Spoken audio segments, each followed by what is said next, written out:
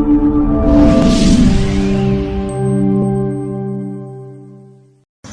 one county to the other, using helicopters. We are hearing even most of them have bought Boeings and aeroplanes to make the move from one county to the other. Lakini this is the ground team. Kwa hivyo tumesema ground team lazima tuongee maneno ambayo iko ground.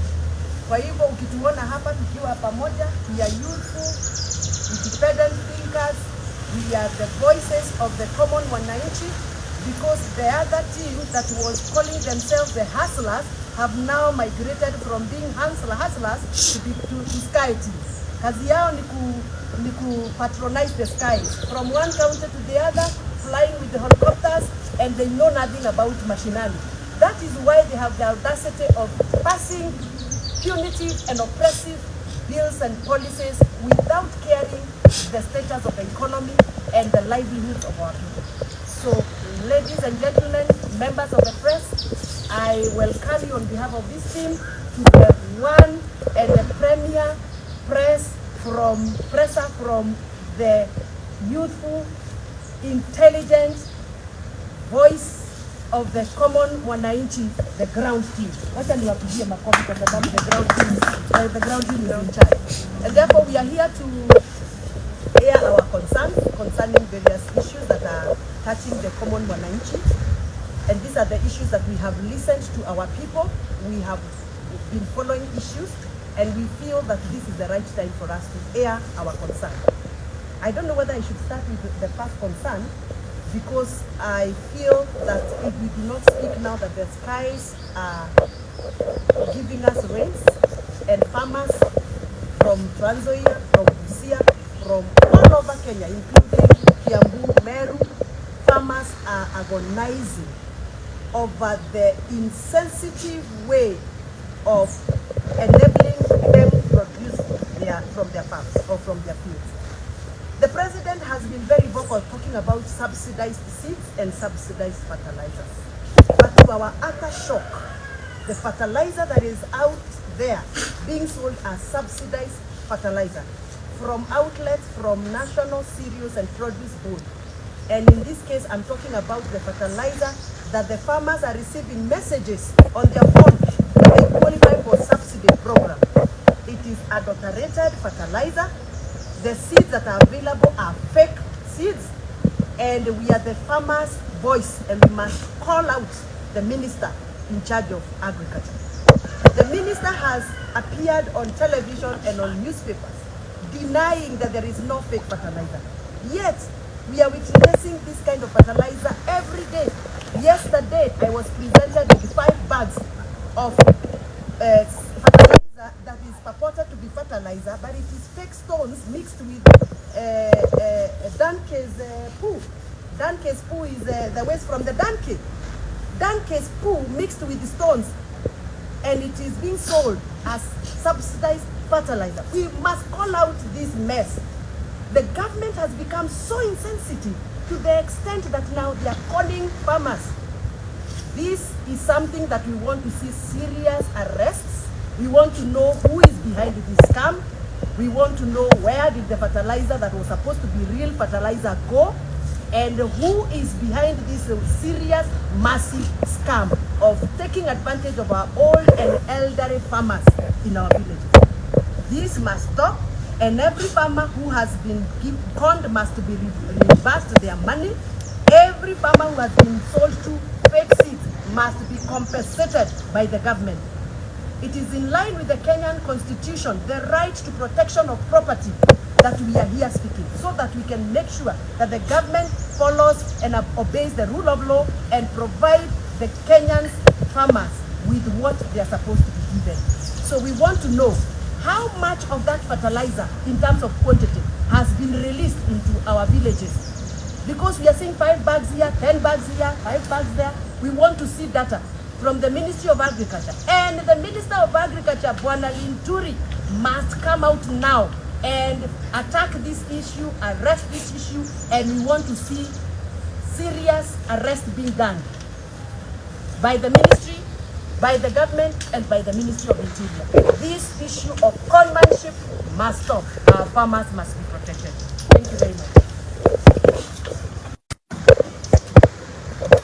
asanteni sana. As Mheshimiwa wa Muchomba has stated, that this is a team that will be on the ground. This is a team that will voice that will echo the voice of the voiceless, that will fight for the inherent and inalienable interests and rights of Kenyan citizens everywhere, wherever they are, in all the 8 regions. This is a team that comprises of youthful leadership, the generational change. And the team here, we have Mheshimiwa Caleb Amisi, all the way representing the Western region and the youth in the country, all the way from Saboti constituency. We have Mheshimiwa wa Muchomba Gathoni representing the Central region. We have Mheshimiwa Charles Nguna, CNN, representing the Eastern region. We have Mheshimiwa Amos Mwago, representing from Starehe constituency, representing Nairobi and the youth in the nation. We have Mheshimiwa Catherine Omanyo, all the way from Busia, the Busia women representative, representing Western region and also the youth in this nation.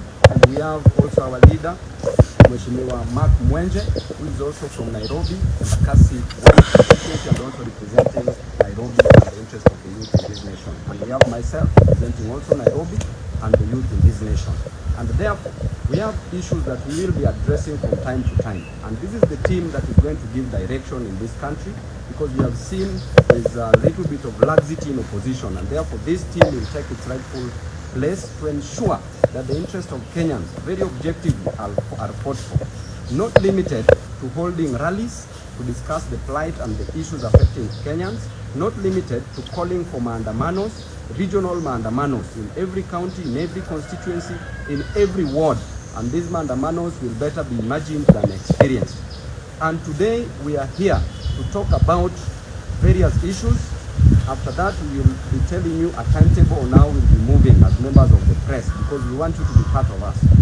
And the first issue that we want to talk about is the issue of health. Mheshimiwa wa Muchomba has talked about the issue of fertilizers and the plight of farmers in various parts of this country. All the members of parliament here will talk about different issues. I want to talk about the issue of the health crisis. Right now, doctors are striking, and this is their 14th day into their strike. We don't want the government to relax, to let the doctors strike for over 100 days that happened between the year 2016 and 2017. There was a CBA, a collective bargain agreement, that was signed between the government and the doctors. And it entailed, number one, that the doctors be paid their arrears owned by the government. Up to now, the doctors in this country are owned some money by the government. Number two, the interns. For the past 1 year, doctors who have trained, taken 6 years to train, and every year a doctor is trained with an average of around 600,000 Kenya shillings, which comes to around 3.6 million Kenya shillings. Then, after finishing your degree, you are not deployed anywhere. That is so wrong, and this is the first time this government, government is doing this. Number three, that the interns who have been deployed, who are employed already, the government has decided to deduct 91% of their salaries. We want the government to move with speed and pay these doctors these amounts of money. President Ruto, instead of moving around in this country, should sit down, because what is so important and urgent is the interest of Kenyans. And these Kenyans who are in hospital are dying. Patients who are in hospital are not getting proper medical care. Why? Because of the strike caused by the doctors. Therefore, the president should not assign this duty to even the CS, Cabinet Secretary for Health, who has proven to be very incompetent. Very incompetent, talking in rallies anyhow, talking in funerals, and we want that CS to step aside, and we will bring an impeachment motion against the CS for Health. We want the president himself to call for a meeting with KMPDU, the leaders who are representing the interests of doctors in this country, and resolve the blood, the fresh breath that is going to breathe into the dry bones of the problems facing Kenyans. Lastly, on the Haiti issue, the United States of America did state clearly at the Congress. They did mention that Ruto's interest is about making money in this country. That Ruto is just interested in making the 13 billion Kenya shillings, and is not interested on the humanitarian part of taking care of interest of Kenyans. If you take these police officers who are fathers, who are children of others, who are relatives and friends of Kenyans, these people are going to be killed. We were being informed that at least 20,000 police officers should be deployed, at least 20,000 should be deployed in Haiti. Why do we want to take 1,000 officers? And these 1,000 officers are going to die. And we say, ukienda Haiti, utakuwa maiti. Kwa hivyo the police officers, it is a high time you must reject these orders. You cannot take everything. Thank you very much. Let me invite Caleb Amisi to say one. Yeah, thank you. I'll be brief so that I allow my colleagues to also say something. Yeah, first and foremost, this is a generational change. Every generation in this country, from the time of colonialism, from the fight for multipartyism, from the fight for promulgation of the new constitution, and to the fight for devolution, every generation has had a chance to rise up and do what needed to be done. We are now called upon as a generation to rise up and do what needs to be done. We fought democracy, we fought new constitution, we fought multipartyism. Now it's time for economic emancipation.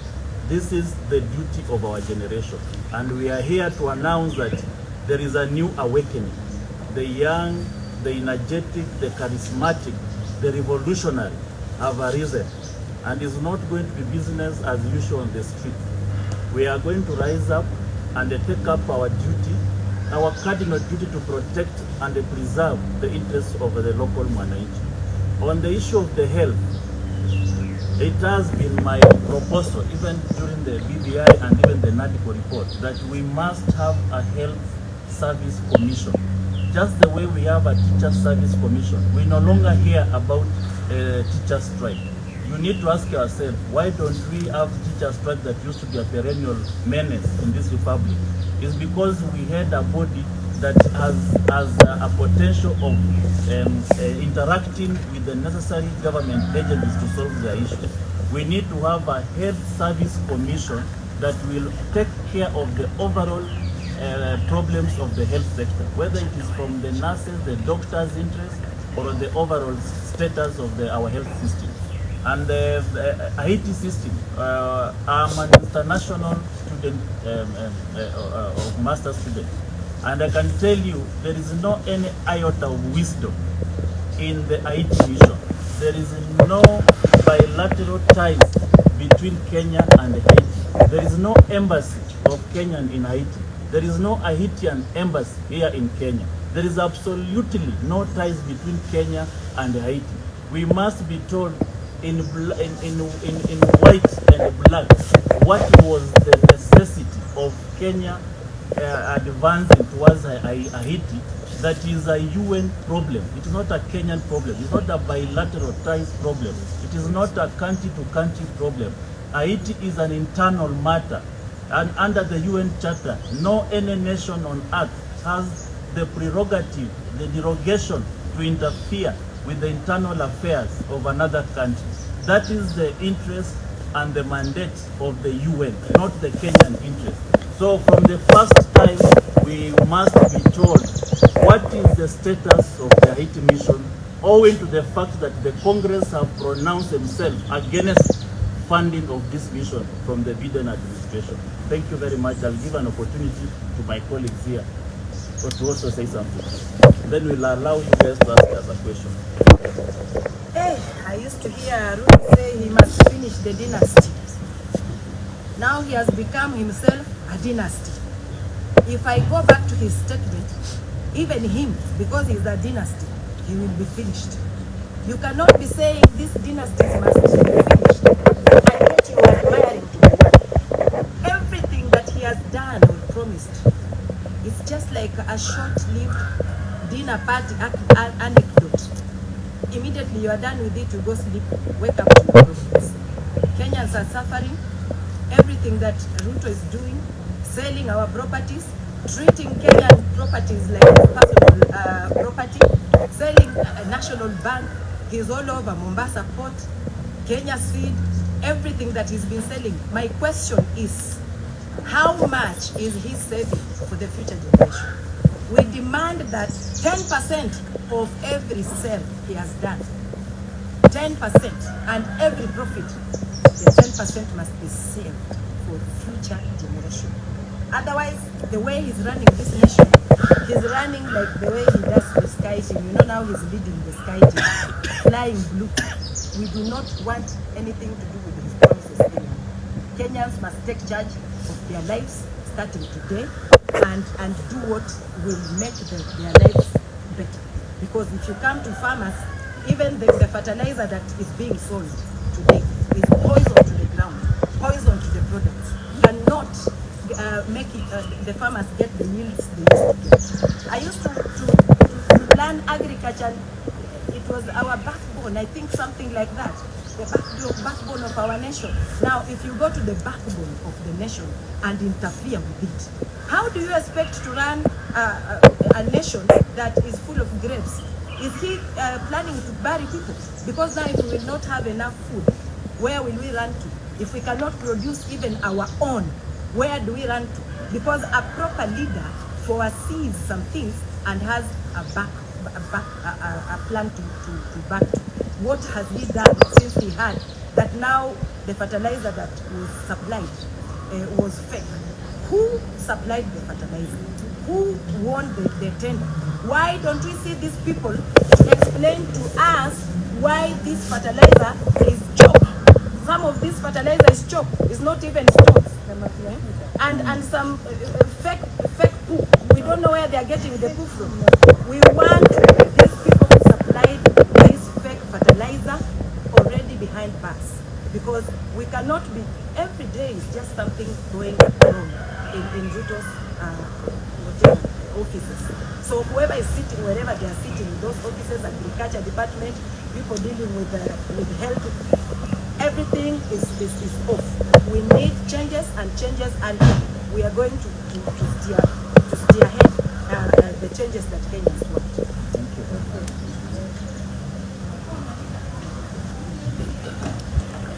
Okay, thank you.